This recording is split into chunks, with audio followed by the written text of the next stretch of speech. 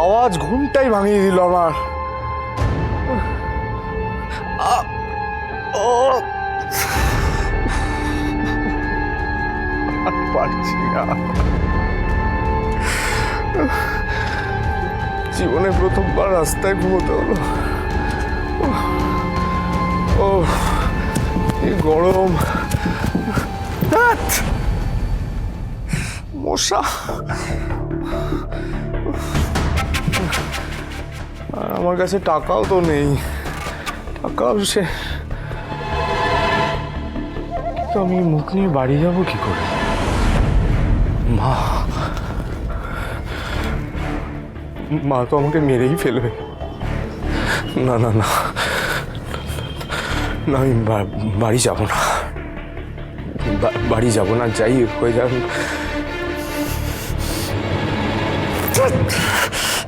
শক্ত ভেঙেছে।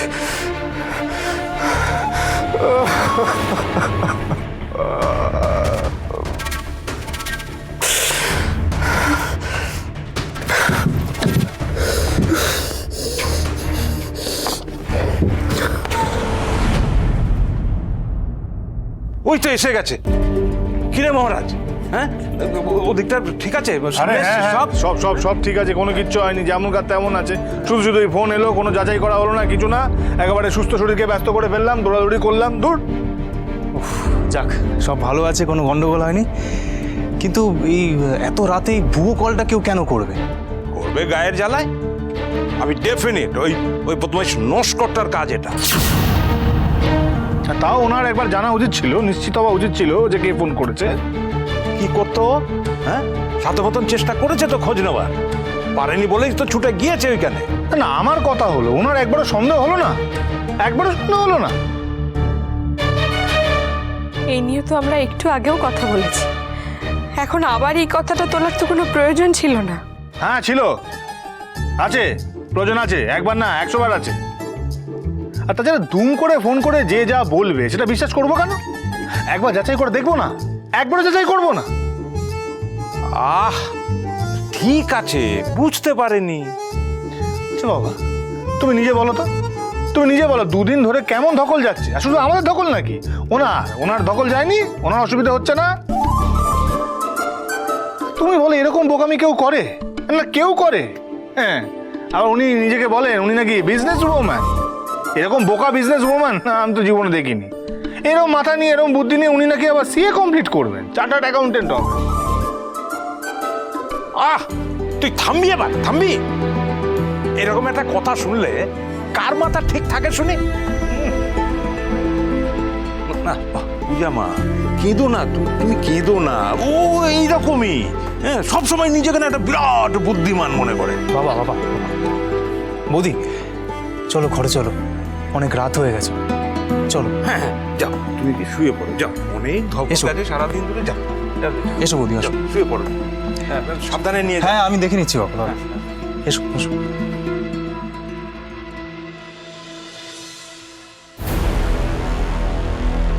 মহারাজ, মহারাজ একটু সাবধানে থাকবি, হ্যাঁ, কারণ ওই বদমাইশ নস্করটা না আবার ঝামেলা পাকাতে পারে, কিন্তু ওর লোকটা ভালো না। দূর, চিন্তা করো না, ওকে এমন সাজটা করবো না আমি। সব নোংরামো করার আগে 10 বার ভাববে। এবার দেখো তো কি করি ওকে। আরে মহারাজ, পূজা তোকে কিছু জিজ্ঞাসা করেছে? কি ব্যাপারে? না ওই ওই যে আংটি খেলার সময় তোর মা এসব বললো না, মানে সেই সব নিয়ে আর কি। হ্যাঁ, আসলে পূজা আমাকে জিজ্ঞাসা করেছিল তুই কেন জেলে গিয়েছিলি, আর এখন তো আরো জানতে পেরেছে ওই ক্রাইমটা একটা মার্ডার ছিল। আসলে পূজার মনের অবস্থাটা না কোনটা ভালো নেই, বুঝলি।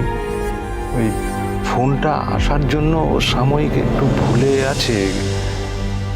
ও কিন্তু ঠিকই তোকে জানতে চাইবে ওই সত্যিটা কি।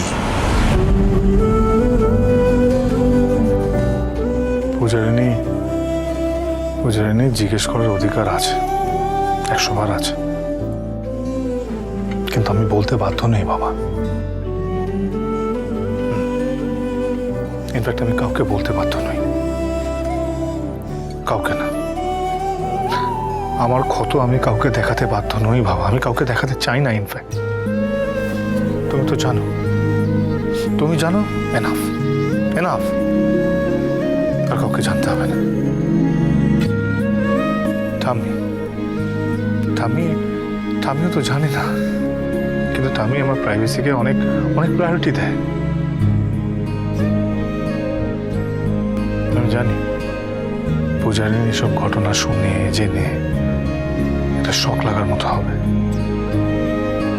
কিন্তু আমার কিছু করার নেই বাবা, বিশ্বাস করো আমার কিচ্ছু করার নেই।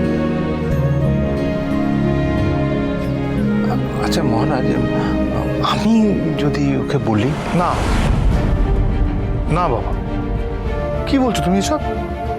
তুমি বলবে না কখন? না বাবা, তুমি যদি কোনোদিন বলো না, আমি কিন্তু এই বাড়ি ছেড়ে সবাইকে ছেড়ে দিয়ে চলে যাবো চিরদিনের মতো, কি কখনো ফিরবো না। কি বলছেন মহারাজ? কি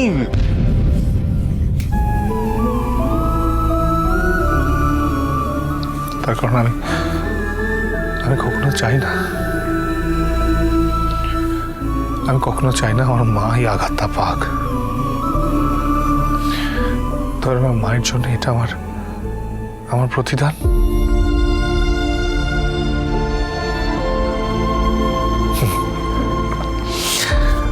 মহারাজের জীবন তো অনেকদিন আগেই শেষ হয়ে গেছে, এখন যাকে ঘুরে বেড়াতে দেখছো সে একটা জ্যান্ত লাশ।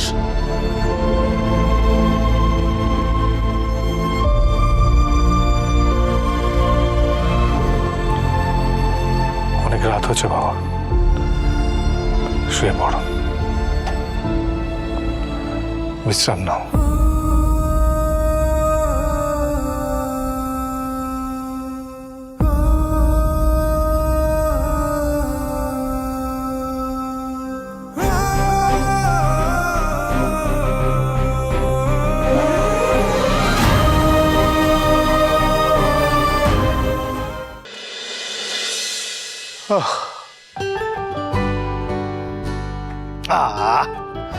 সারাদিন পর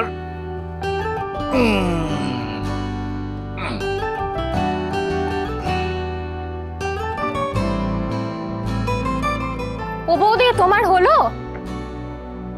এই মেজটা তুই এখানে শুয়ে পড়লি যে? ডিস্টার্ব করিস না মিলি, যা এখান থেকে, আমি রেস্ট করতে দে, আমি খুব ক্লান্ত। আমি জানি তুই ক্লান্ত, কিন্তু তুই জাগে ছোটদার ঘরে শো। হ্যাঁ হ্যাঁ, আমি শিবির ঘরে গিয়ে কেন শোবো? যাবো না। আরে আরে শোন মিলি, বাড়ি ভর্তি লোক আছে, ঠাম্মি আর পিসি টাম্মি আমার রুমে, আর বাকি মাসিদের আমি বড়দার রুমে পাঠিয়ে দিয়েছি। তুই যা না। যাবো না বললাম, ছাড় ছাড়, যাবো না। আরে বাবা, আশ্চর্য তো, আজকে তো কাল রাত্রি নাকি? না তো। তো কি, এই ঘরে তো বৌদি শোবে। বৌদি শোবে? আরে তোদের আজকে একসাথে শুতে নেই রে, তুই ছোটদার ঘরে যা, আমি আজকে এখানে বৌদির সাথে থাকবো। এই তুই উঠ তো। না না, ছাড় ছাড়, যাবো না, আমি বলেছি না। আরে ঘুম বৌদি পাচ্ছে। বাথরুমে গেছে, এক্ষুনি চলে আসবে, তুই যা না, উঠ। আরে ছাড় মিলি, ছেড়ে দে, ছেড়ে। ভয়টা পাচ্ছিলাম সেটাই হলো, তুই প্লিজ যা মেজদা, যা না। যত সব, আমার ঘর, আমি নাকি এখানে থাকতে পারবো না? হ্যাঁ, ওদেরকে ঘর ছেড়ে দিতে হবে। ও বৌদি, নামিয়ে না, চলে গেছে। কি যে করে না।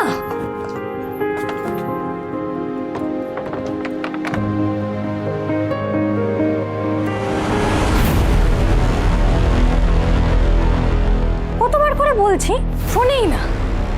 চলো, এসো এসো। শক্ত করে ধরে রেখেছে বাবা, আমি তো পারছিলামই না। আরে এটা তোমারই ঘর, চলো। আমি লাইটটা অফ করে দিই। বাপরে,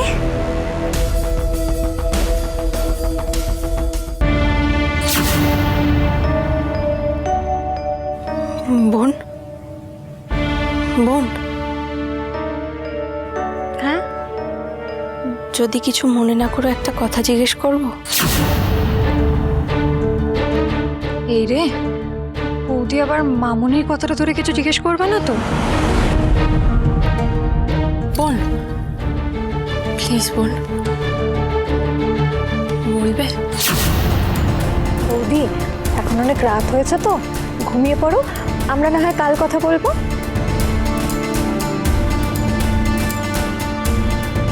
তুমি জানো তাই না আমি তোমাকে জিজ্ঞাসা করব?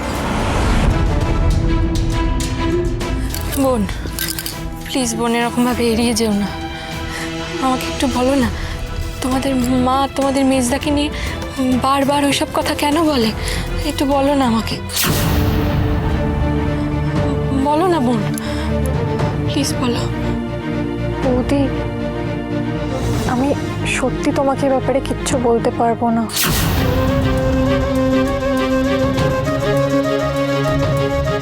আমি জানি তোমার মনে এই প্রশ্নগুলো আসা খুবই স্বাভাবিক, কিন্তু আমি বলবো তুমি না হয় সময় সুযোগ বুঝে এগুলো মেজদাকেই জিজ্ঞেস করো।